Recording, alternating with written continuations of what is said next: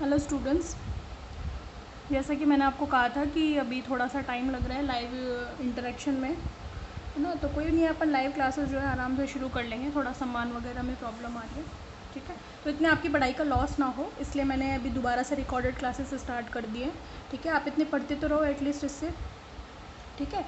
फिर अपन देख लेंगे, ठीक है। चले, ये अपन कर रहे थे ये topic one dimension mono atomic lattice के लिए, ठीक है। तो पिछला जो हमने क्लास ली थी उसमें मैंने आपको ये डेरिवेशन कंप्लीट करवा दिया था कि जो one dimension mono atomic lattice होते हैं उनके लिए डिस्पर्शन रिलेशन क्या होता है ना। तो वो डिस्पर्शन रिलेशन अपन लोगों ने जो फाइंड आउट किया था वो ये था, omega is equals to √4 beta upon m sine k/2। मैं बता रही हूँ आपको, ये बहुत ही इंपॉर्टेंट है। देखो, दो इसमें टॉपिक है आपके, one dimension mono atomic lattice के लिए और वन डायमेंशन डायटॉमिक लेटिस के लिए। यानी कि इसमें तो एक ही प्रकार के परमाणु थे आपके सारे, है ना। जो डायटॉमिक लेटिस होगा उसमें दो तरीके के होंगे, ठीक है। जैसे अगर अपन मोनो एटॉमिक में ले तो अपन सपोज कर सकते हैं कि ऑक्सीजन के मॉलिक्यूल हैं तो उसमें सारे के सारे ऑक्सीजन के मॉलिक्यूल होंगे। लेकिन जैसे अपन पानी की बात करें, वो H2O से मिलकर बना है, यानी कि वो हाइड्रोजन और ऑक्सीजन से मिलकर बना है, तो उसमें दो तरीके के एटम है, तो वो डायटॉमिक कहलाएगा, ठीक है ना। तो अगर इस तरीके की आपके पास चेन है जो मोनो एटॉमिक है, तो उसके लिए डिस्पर्शन रिलेशन या परिक्षेपण संबंध ये बनेगा जो इक्वेशन नंबर 7 में आपको दिखाई दे रहा है, ठीक है। और जो डायटॉमिक के लिए है वो है, मतलब दो टॉपिक हैं आपके, मोनो एटॉमिक और डायटॉमिक। मैं ये कह रही थी कि दोनों में से कोई एक आपका आता ही आता है, ठीक है ना। तो मोस्ट प्रोबेबली जो चांस बनते हैं ना वो मोनो एटॉमिक के बनते हैं, ठीक है ना। इन सम केसेस के सेकंड उसके लिए भी आ सकता है, डायटॉमिक के लिए, लेकिन दोनों में से कोई एक ही आता है। डायटॉमिक का थोड़ा डिफिकल्ट पड़ता है, ठीक है ना। तो एग्जाम में उसमें टाइम भी बहुत ज़्यादा लगता है, ठीक है ना। तो और वो इतना इंपॉर्टेंट भी नहीं लगता मुझे, ठीक है। तो मोनो एटॉमिक ही ज़्यादा आपके पूछा जाता है एग्जाम में। तो ये मैंने इसका डिस्पर्शन रिलेशन यानी कि परिक्षेपण संबंध आप लोगों को निकलवा दिया था, और इस इक्वेशन में हमने कट ऑफ फ्रीक्वेंसी की बात कर ली थी, ठीक है। अभी हम जो है, मैंने आपसे कहा था कि इसका ग्राफ प्लॉट करेंगे अपन देखेंगे कि जो डिस्पर्शन रिलेशन हमने ऊपर निकाला है ना, इसको अपन किस तरीके से ग्राफ में दिखा सकते हैं, ठीक है। तो हम लिखेंगे we can plot a curve between omega and K. तो ओमेगा और के दोनों के बीच में, वैसे भी ओमेगा और के बीच जो रिलेशन होता है, जो वो मैंने आपको पहले भी बताया था, वो परिक्षेपण संबंध या डिस्पर्शन रिलेशन कहलाता है, ठीक है। अब हम ओमेगा और के बीच में ग्राफ प्लॉट कर सकते हैं, ठीक है। तो वो देखें अपन कैसे कर सकते हैं। तो ये इधर मेरे पास एक एक्सिस जो अपन को वाई एक्सिस दिख रहा है, और ये मैंने बना दी एक्स एक्सिस, ठीक है। इधर हमारे पास होगा ओमेगा इस वाले डायरेक्शन में, और इधर होगा हमारे पास के। ओमेगा और के बीच ग्राफ, ठीक है। पहले आप ग्राफ को ध्यान से समझो, ये पॉइंट जो है वो 0 है, ठीक है ना। अभी आप शेप पे कंसंट्रेट करो, फिर मैं बताऊंगी कि ऐसी ही शेप क्यों मिली। फिर अपन क्या कर रहे हैं, यहाँ पे पॉइंट्स मार्क कर रहे हैं, π/a 2π/a, ठीक है। फिर इधर अपना हो जाएगा बराबर बराबर डिस्टेंस पर, ठीक है। इधर हो जाएगा अपना 3π/a, ठीक है। और एक और ले लो चाहो तो आप, इधर अपना हो जाएगा 4π/a, ठीक है। जैसे हमने पॉजिटिव में लिया ऐसे आप नेगेटिव में भी ले लो, इक्वल डिस्टेंस पर, इतनी डिस्टेंस पर इधर ले लो। ये अपने पास हो गया -π/a, ठीक है। ये हो गया अपने पास -2π/a, और इधर अपना -3π/a। ऐसे तो अपन नाप के तो नहीं लिख सकते बिल्कुल मेजर करके, लेकिन हाँ अंदाजे से अपन इक्वली डिस्टेंस पर ले सकते हैं, ठीक है। और इधर लिया आपने पॉजिटिव में भी, तो इधर भी ले लो नेगेटिव में भी -4π/a, ठीक है। अभी देखो, थोड़ा भी आपको इंट भी देते चलती हूँ। देखो इनिशियली ये के की वैल्यू है, ये जो हमने यहाँ पे मार्क किया, ये किसकी वैल्यू, के की वैल्यू 0 है, कभी π/a है, 2π/a, इस तरीके से इधर नेगेटिव में भी, ठीक है। अब देखो के की वैल्यू जब आप 0 रखोगे इस डिस्पर्शन रिलेशन में, तो ओमेगा की वैल्यू 0 मिलेगी, ठीक है ना। यानी कि ये ग्राफ जो है वो शुरू होगा ओरिजिन से, यहाँ से स्टार्ट होगा। जब के की वैल्यू 0 है तो ओमेगा की वैल्यू भी 0 है, ठीक है। फिर सबसे फर्स्ट वैल्यू क्या है, π/a। अब रखो ज़रा यहाँ पे π/a वैल्यू रखो के की जगह पर। जब आप के की जगह पर π/a रखोगे तो आपके पास क्या मिलेगा, sin π/2 मिलेगा, और sin π/2 की वैल्यू 1 होती है, तो मतलब ओमेगा की आपको मैक्सिमम वैल्यू मिलेगी। देखो नीचे निकलवा रखा है ना, ओमेगा मैक्सिमम कितना है, √4 बीटा अपन है, तो ओमेगा की वैल्यू कैसी मिलेगी, मैक्सिमम मिलेगी। इसका मतलब पता है ग्राफ कैसा बनेगा, 0 से शुरू होगा, उसके बाद इस पर्टिकुलर पॉइंट पर π/a पर वैल्यू कैसी मिलेगी, मैक्सिमम। तो ये ग्राफ धीरे धीरे पहले बढ़ेगा, ठीक है। बढ़ने के बाद मैक्सिमम कहाँ आएगा, पाई बाई ए पर, दिख रहा है आपको। तो 0 से ये देखो ये मैक्सिमम वैल्यू आ गई, किस पर आ गई हमारे पास, पाई बाई ए पर, ये लो, समझ में आ गई। अब इसी तरीके से देखो 2 पाई बाई ए पे मैंने 0 क्यों किया है, आप रख के देख लो ना, यहाँ पे के की जगह पर 2 पाई बाई ए रखो, के की जगह पर जब आप 2 पाई बाई ए रखोगे तो क्या मिलेगा आपको, रखो पाई मिलेगा, 2 पाई बाई ए रखोगे तो पाई मिलेगा, साइन पाई की वैल्यू क्या होती है, 0 होती है। तो देखो ना 0 ही तो दिखा है 2 पाई बाई ए पर, ठीक है। इसी तरीके से ये ग्राफ आगे भी चलते जाएगा, आप आगे भी इसको, अगर आप इसको आगे आप प्लॉट करते जाओगे ना तो ये ग्राफ इसी शेप का आगे भी मिलता जाएगा। मैं बार बार इस चीज़ के लिए आपको बोलती हूँ कि ग्राफ बहुत ही ध्यान से प्लॉट करो, फ्री हैंड से प्लॉट करो, क्योंकि ग्राफ में एक गलती जो होती है ना वो पूरे ग्राफ का रिजल्ट चेंज कर देती है, ये ध्यान रखना, ठीक है। इसी तरीके से ये आगे भी चला जाएगा। ऐसे ही इधर भी होगा, नेगेटिव में भी आप लोगे तो वैल्यूज़ इधर नेगेटिव में मैक्सिमम मिलेगी, फिर नेगेटिव में 0 होती जाएगी, तो ये ग्राफ कैसे बढ़ता जाएगा आगे, इधर चला दो इसको, ये लो, जैसी पीक्स हमें पॉजिटिव में मिली है ऐसी ही पीक्स हमें नेगेटिव में भी मिलेंगी,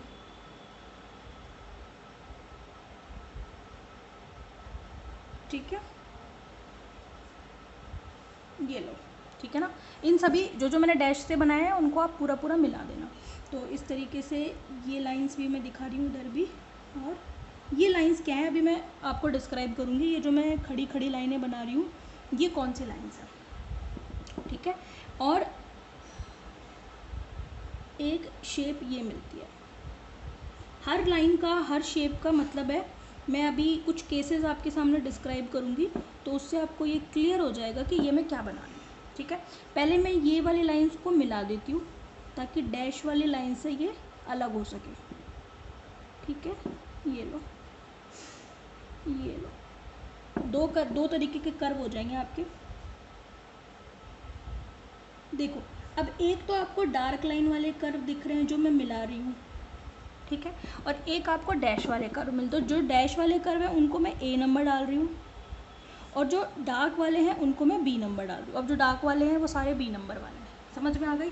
अब देखो कर्व हमने कैसे शुरू किया वो आपको समझ में आ गया, ठीक है ना। कब 0 हुआ, कब मैक्सिमम हुआ, फिर 0 हुआ, ऐसे इधर 0, फिर इधर मैक्सिमम, इधर 0 हो जाएगा। तो ये पीक्स जो बनाई है इनमें कोई दिक्कत नहीं है। अब ये खड़ी खड़ी लाइनें क्या है ये समझते हैं सबसे पहले, तो उसके लिए कुछ केसेस समझने पड़ेंगे। अच्छा उसके लिए उससे पहले मैं एक काम और बता दूं आपको, ये माइनस पाई बाई ए से प्लस पाई बाई ए के बीच का ये जो रीजन है ये कहलाता है फर्स्ट ब्रिलुआ क्षेत्र, ब्रिलियन जोन। हालांकि मैं इसमें और बता दूंगी आपको आगे जा करके, लेकिन मैंने आपको पहले भी, आपने जिन लोगों ने सॉलिड स्टेट पढ़ी हुई है उनको पता होना चाहिए कि ब्रिलुआ क्षेत्र क्या होता है, ठीक है ना। फर्स्ट ब्रिलियन रीजन या फर्स्ट ब्रिलियन जोन होती है उसकी रेंज होती है हमेशा माइनस पाई बाई ए से प्लस पाई बाई ए। फिर ये जो है ना pi by plus pi by A से प्लस 2 पाई बाई ए के बीच में ये होती है सेकंड ब्रिलियन जोन, इसको मैं BZ से लिख रही हूँ, ठीक है। फिर इधर चलोगे आप, ये भी कौन सा रीजन है पता है आपको, ये वाला भी आपका सेकंड ब्रिलियन जोन है, समझ में आ गई। तो माइनस 2 पाई बाई ए से minus pi by A second brilliant zone, ये भी सेकंड ब्रिलियन जोन, और ये है फर्स्ट ब्रिलियन जोन, ठीक है ना। इसको आप ऐसे दिखा दो ताकि कंफ्यूज ना हो, यहाँ से यहाँ तक का समझ में आ गई। इस तरीके से आप आगे जाओगे तो ये रीजन कौन सा बन जाएगा, ये थर्ड ब्रिलियन जोन बन जाएगा। यहाँ से यहाँ तक का लेकर जाओगे तो ये फोर्थ ब्रिलियन जोन बन जाएगा। ऐसे इधर बन जाएंगे ये सारे के सारे, ये कौन सा बन जाएगा आपका, ये थर्ड है ना, और ये आपका बन जाएगा फोर्थ। समझ में आ गई बात आपको। तो ये सारे ब्रिलियन जोन भी आपको पता होने चाहिए, ये हमने ग्राफ में दिखा दिया। अब कुछ केसेस पढ़ेंगे अपन तो उससे अपन को ये कर्व और क्लियर हो जाएगा। फर्स्ट केस देखो, न्यून आवृत्ति पर यानी कि लो फ्रीक्वेंसी पर, केस नंबर फर्स्ट। तो इस कर्व को अपन केसेस से पढ़ेंगे एक एक करके डिवाइड करके। केस नंबर फर्स्ट क्या है, एट लो फ्रीक्वेंसी। क्योंकि हम क्या पढ़ रहे हैं, हमने लेटेस्ट वाइब्रेशन के अंदर यानी कि हम जालक कंपन पढ़ रहे हैं, तो कंपनों की कुछ ना कुछ आवृत्ति तो होगी ना। तो जालक कंपन के अंदर हमने मोनो एटॉमिक लेटेस्ट पढ़ा है, समझ में आ गई। तो हम वो पढ़ रहे हैं एट लो फ्रीक्वेंसी। ये लो फ्रीक्वेंसी मतलब न्यून आवृत्ति पर, ठीक है ना। न्यून आवृत्ति का मतलब क्या है, व्हेन k इज स्मॉल, यानी कि जब k का मान क्या है, छोटा है। क्योंकि k बराबर आपको पता होना चाहिए, k बराबर होता है 2 पाई बाई लैम्डा, और इसी को हम 2 पाई न्यू भी कहते हैं कि नहीं कहते, ठीक है। नहीं इसको नहीं कहते अपन 2 पाई न्यू, 2 पाई न्यू तो अपन उसको कहते हैं ओमेगा को, ठीक है ना। तो देखो इसको अपन ओमेगा में कन्वर्ट कर सकते हैं ना, के बराबर 2π/λ है, तो क्या मैं इसको उस फ्रीक्वेंसी में कन्वर्ट नहीं कर सकते क्या अपन इसको? देखो सीधा सीधा कैसे कर सकते हैं, न्यू इज इक्वल्स टू क्या होता है, c/λ होता है, ठीक है ना। तो लैम्डा की जगह पर आप क्या लिख सकते हो, c/न्यू लिख सकते हो। तो आप इसको क्या लिख सकते हो, लैम्डा की जगह पर c/न्यू। हाँ, तो जो मैंने 2π न्यू लिखा था ना, वो दरअसल 2π/c है। तो k जो है वो सीधा सीधा किस पर डिपेंड कर रहा है, देखो फ्रीक्वेंसी पर। देखो 2π कांस्टेंट है, c आपका प्रकाश का वेग, वेलोसिटी ऑफ लाइट, ये भी कांस्टेंट है। तो k सीधा सीधा फ्रीक्वेंसी को इफेक्ट कर रहा है, या यूँ कह लो कि फ्रीक्वेंसी सीधा सीधा k को इफेक्ट कर रही है। इसीलिए मैंने कहा कि एट लो फ्रीक्वेंसी होने का मतलब k भी छोटा है, ठीक है ना। तो रट्टा मत मारो, कई बच्चों को होती है इसमें दिक्कत, इसलिए मैंने आपको उसको खोल के बताया, क्योंकि उन्हें ये समझ में नहीं आता कि फ्रीक्वेंसी का k से क्या लेना देना है। तो फ्रीक्वेंसी का k से ये लेना देना है, k का मतलब होता है 2π/न्यू/c। बात समझ में आ गई। तो अगर न्यू कम है, प्रोपोर्शनल है ना, तो इसका मतलब k भी कम है, समझ में आ गई। तो व्हेन k इज स्मॉल, जब k बहुत छोटा है, या हम कह सकते हैं this means k tends to 0, बहुत छोटा है मतलब लगभग 0 के बराबर है। अब देखो k जो है वो लैम्डा के इन्वर्सली प्रोपोर्शनल है, दिख रहा है ना आपको। k अगर छोटा है तो लैम्डा ऑब्वियसली क्या होगा, बड़ा होगा। क्यों? क्योंकि ये फ्रीक्वेंसी के तो भले ही प्रोपोर्शनल है, समानुपाती है, लेकिन तरंग दैर्ध्य की ये कैसा है, व्युत्क्रमानुपाती। तो जब k छोटा होगा, इसका मतलब उस पर्टिकुलर तरंग की तरंग दैर्ध्य कितनी होगी, ज़्यादा होगी, है ना। देयरफॉर वेवलेंथ इज लॉन्ग, है ना। यानी कि हम कौन सा केस की बात कर रहे हैं, small frequency but long wavelength, ठीक है। वेवलेंथ इज लॉन्ग, ठीक है ना। देयरफॉर या फिर इसको कह सकते हैं this is called long wavelength limit. क्या कहलाती है ये, लॉन्ग वेवलेंथ लिमिट। तो आपसे क्वेश्चन पेपर में ये भी पूछा जा सकता है कि फॉर लॉन्ग वेवलेंथ लिमिट, यानी कि दीर्घ तरंग सीमा, इसको हम क्या बोलेंगे हिंदी में, इसको हम बोलेंगे दीर्घ तरंग सीमा। यानी कि दीर्घ तरंग सीमा के लिए एक परमाणु, जो आपका परमाणु है या जालक है, उसके लिए दीर्घ तरंग सीमा को आप क्या करो, एक्सप्लेन करो। ये आपसे पूछा जा सकता है। वो किसी एक केस के लिए भी पूछ सकता है, दोनों भी पूछ सकता है। वो आपसे अगर वो कह रहा है कि लो फ्रीक्वेंसी के लिए, तो आपको ये करना है। अगर वो आपसे कह रहा है हाई वेवलेंथ के लिए, तो भी आपको यही केस करना है, क्योंकि लो फ्रीक्वेंसी का सीधा सीधा मतलब क्या है, हाई वेवलेंथ। अब अगला केस हम पढ़ेंगे हाई फ्रीक्वेंसी के लिए, और जब फ्रीक्वेंसी हाई होगी तो वेवलेंथ कैसी हो जाएगी, शॉर्ट। तो हम वहाँ कहेंगे high frequency but short wavelength. ये ध्यान रखना, फ्रीक्वेंसी और वेवलेंथ दोनों एक दूसरे के इन्वर्सली प्रोपोर्शनल होते हैं। तो जब लो फ्रीक्वेंसी है दैट मीन्स हाई वेवलेंथ है या लॉन्ग वेवलेंथ है, और जब फ्रीक्वेंसी आपकी कैसी है, हाई है, तो इसका मतलब वेवलेंथ कैसी है, शॉर्ट है। समझ में आ गई। तो क्वेश्चन आपसे वो फ्रीक्वेंसी की फॉर्म में भी पूछ सकता है, वेवलेंथ की फॉर्म में भी, बोला वो लिखने को कुछ भी लिख सकता है। आपको समझ में आना चाहिए कि लो फ्रीक्वेंसी का मतलब हाई वेवलेंथ है, ठीक है। तो अगर ये केस हुआ तो क्या होगा, देयरफॉर तो जब लो फ्रीक्वेंसी और लॉन्ग वेवलेंथ का जो केस होगा, उसमें सुनो, उस कंडीशन में पता है क्या होगा, जो साइन KA/2 है that will be near about KA/2। क्योंकि हमें पता है कि जब साइन की छोटी वैल्यू होती है, तो साइन थीटा की वैल्यू जो होती है वो नियर अबाउट थीटा ही लेते हैं हम, थीटा की कम वैल्यू के लिए, पता है ना ये तो आपको। तो हम कह रहे हैं कि k छोटा है तो KA/2 टर्म भी तो छोटी होगी ना। तो उस केस में साइन KA/2 किसके बराबर होगा, KA/2 के। अब हमें पता है डिस्पर्शन रिलेशन क्या है हमारे पास, omega is equals to √4 beta upon m और साइन KA/2, यही तो है। तो ये साइन KA/2 की जगह उठाकर हम सीधा KA/2 लिख सकते हैं ना फॉर दिस पर्टिकुलर केस, ठीक है। तो ये क्या बनेगा आपका, therefore omega is equals to √4 beta upon m, और यहाँ पे मिल जाएगा सिर्फ KA/2। क्यों, इस वजह से। तो ये कंडीशन है हमारी लो फ्रीक्वेंसी और हाई वेवलेंथ के लिए, ये ध्यान रखना। Sine KA/2 must be equal to near about KA/2, समझ में आ गई। तो जो हमारा फॉर्मूला था डिस्पर्शन रिलेशन, वहाँ मैंने साइन KA/2 की जगह पर सीधा सीधा क्या लिख दिया, KA/2 लिख दिया, ठीक है। अब देखो ये 2 से 2 कैंसिल हो जाएगा, √4 बाहर लेकर आओगे तो कट जाएगा। तो ये कितना बनेगा, रूट बीटा अपॉन m, और साथ में क्या मिलेगा, KA, क्योंकि 2 से 2 तो कट गया ना, वो √4 बाहर आ करके। अब सुनो, ये तो चलो इक्वेशन नंबर अपन डाल लेते हैं, 7 हो गई थी ना यहाँ पे, इसको अपन 8 डाल देते हैं, है ना। 8 के बाद ये हो गई अपनी 9। अब सुनो, आपने 2 चीज़ें पढ़ी होंगी, कला वेग और समूह वेग, फेज वेलोसिटी, और एक पड़ी होगी ग्रुप वेलोसिटी। तो जब वेव मूव करती है तो उस, जैसे देखो वेव ऐसे मूव करती है, ठीक है ना, तो आपने वेव पैकेट पढ़ा होगा, मतलब तरंगों का ग्रुप, सारी तरंगें मिलकर के ग्रुप बनाती हैं इंटरफेरेंस के थ्रू, और वो ग्रुप जिस वेलोसिटी से मूव करता है वो तो ग्रुप वेलोसिटी कहलाती है उसकी। समूह वेग, हालांकि इसका फिजिकल सिग्निफिकेंस काफ़ी डिटेल में है, वो आपको मैंने बताया, मतलब आपने पढ़ा भी होगा, आपने ये पढ़ा होगा फर्स्ट ईयर में ऑप्टिक्स की बुक में पढ़ी होगी, कला वेग, समूह वेग, ये सारे डिटेल में आते हैं वहाँ पे, ठीक है। और कला वेग, ठीक है ना, हर वेव की अपनी एक फेज़ होती है, हर एक कला होती है उसकी, तो उसका जो वेलोसिटी होती है वो उसकी कला वेग, मतलब यहाँ पे तो मैं ज़्यादा फिजिकल सिग्निफिकेंस डिटेल में नहीं बता पाऊँगी आपको, आपने पढ़ रखा है, मैं सिर्फ आपको शाब्दिक अर्थ बता रही हूँ उसका, ठीक है। अब देखो ओमेगा इज इक्वल्स टू, अब देखो कला वेग निकालते हैं इसका, पहले पढ़ रखा है आपने ये, कला वेग फेस वेलोसिटी बोलते हैं इसको। वी नॉट से अगर मैं इसको डिनोट करूँ, वी पी कह लो, फेज वेलोसिटी कह रहे हो तो वी पी कह लो, ठीक है ना। उसका फॉर्मूला होता है ओमेगा अपॉन के। ओमेगा ये रहा आपका, इसके नीचे के ले जाओ तो कितना आएगा, A under root beta upon M ही तो आएगा। तो ओमेगा अपॉन के मतलब फेज वेलोसिटी कितनी आ गई, A under root beta upon M, ठीक है। दूसरा निकाल लो आप समूह वेग, समूह वेग बोले तो ग्रुप वेलोसिटी,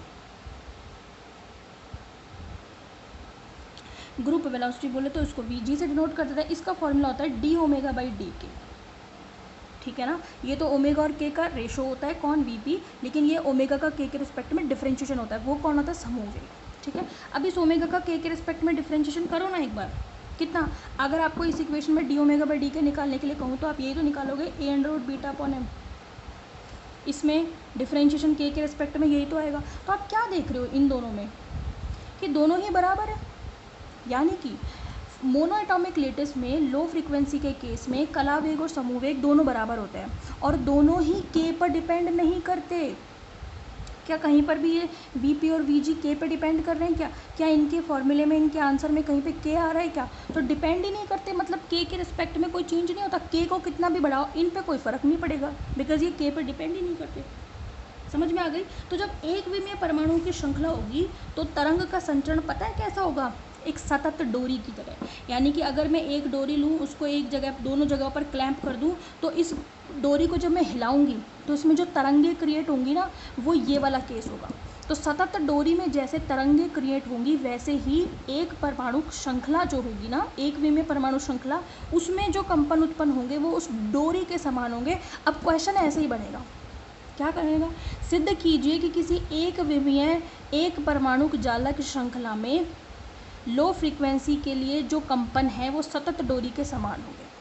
समझ में आ रही है, इसीलिए कहती हूँ कि हर एक पॉइंट पे गौर करो, उसी से क्वेश्चन निकल कर के आएगा, ठीक है ना। फिर आप क्या करते हो, आप हेडिंग ढूंढते हो कि ऐसी कौन सी हेडिंग है जिसमें, नहीं, आप क्वेश्चन भी एक ही टॉपिक में से कई क्वेश्चन बन सकते हैं, तो आप टॉपिक का कंसेप्ट बीच बीच में से सारा क्लियर करके चलो, फिर जैसा भी क्वेश्चन बनेगा आपको समझ में आ जाएगा।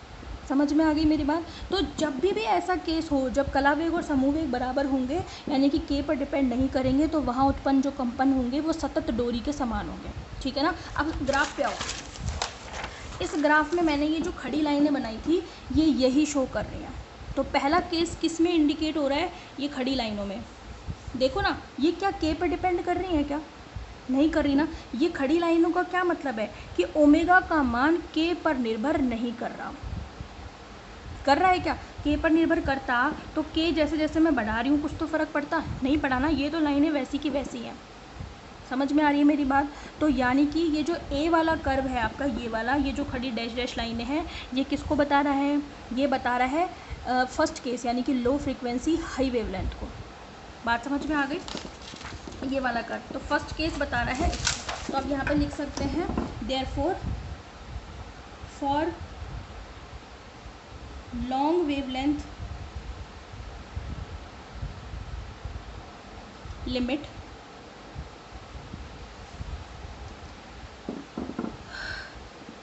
in a monoatomic lattice, in a monoatomic lattice, wave propagation यानी कि तरंग संचरण, वेव प्रोपोगेशन इज लाइक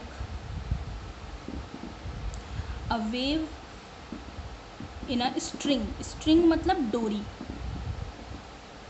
यानी कि इस लाइन में मैंने क्या कहा, अतः दीर्घ तरंग सीमा में किसी एक विमेय परमाणु जालक के लिए तरंग का संचरण जो होता है वो एक सतत डोरी में, या कंटिन्यूस स्ट्रिंग लिख सकते हो आप यहाँ पे, तो सतत डोरी में कंपन के समान होता है या तरंग के समान होता है। समझ में आ गई?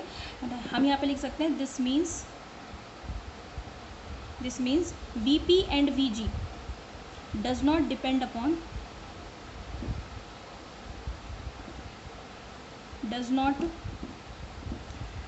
अपॉन K, ठीक है ना। Therefore relation is non dispersive. Non dispersive word का क्या मतलब है? नॉन डिस्पर्सिव का मतलब है अपरिक्षेपणी। देखो डिस्पर्शन रिलेशन वो था जहाँ ओमेगा के पर डिपेंड करे, और जब ओमेगा के पर डिपेंड नहीं करता तो उसको पता है क्या बोलते हैं? उसको बोलते हैं अपरिक्षेपणी संबंध या नॉन डिस्पर्सिव रिलेशन। बात समझ में आ गई? तो ये हमने सिद्ध कर दिया। क्वेश्चन इस पर पूछा जा सकता है। समझ में आ गई? क्वेश्चन कैसे पूछा जाएगा वो भी मैंने आपको बता दिया। अब इसका सेकंड केस जो होगा वो होगा at high frequency and for short wavelength, जिसको अपन डिस्कस करेंगे नेक्स्ट क्लास में। Thank you so much.